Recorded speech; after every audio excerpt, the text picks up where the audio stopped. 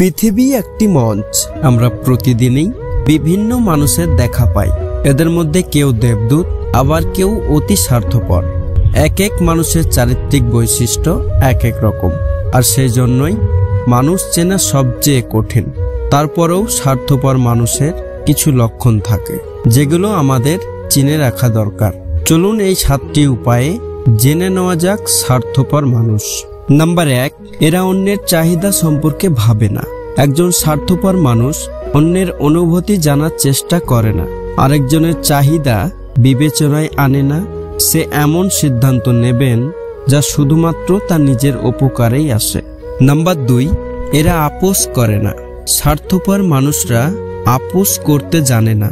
তারা নিজেদের চাহিদার প্রাধান্য দেয়, নিজের আকাঙ্ক্ষাকে অগ্রাধিকার দেয়। অন্যের সুবিধার জন্য তারা কখনোই কোনো কিছু ত্যাগ করে না। নাম্বার 3, অহংকারী। এ ধরনের মানুষ সব সময় নিজেদের শ্রেষ্ঠ মনে করে থাকে। তারা নিজেদেরকে অন্যদের তুলনায় বেশি যোগ্য বলে মনে করে। এরা নিজেদের নিয়ে অহংকার করে। নাম্বার 4, আত্মকেন্দ্রিকতা। স্বার্থপর মানুষ শুধুই নিজেকে নিয়েই ভাবে। অন্যের অভিজ্ঞতার প্রতি আগ্রহ থাকে না, নিজেকে নিয়ে ব্যস্ত থাকে। নাম্বার 5, কৃতজ্ঞতা প্রকাশে অনিচ্ছুক। স্বার্থপর মানুষ সাহায্য পাওয়ার পরেও কৃতজ্ঞতা প্রকাশ করে না।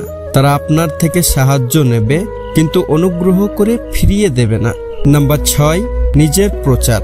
তারা নিজের প্রচারণায় ব্যস্ত থাকে। নিজেকে ভালো দেখানোর জন্য এরা অন্যদের নিচে নামিয়ে আনতে পারে। নাম্বার 7, সীমানা অতিক্রম করে। স্বার্থপর মানুষ বিশ্বাস করে তাদের নিজস্ব চাহিদা অন্যদের থেকে বেশি গুরুত্বপূর্ণ। নিজের নিরাপত্তাটাই তাদের কাছে মুখ্য।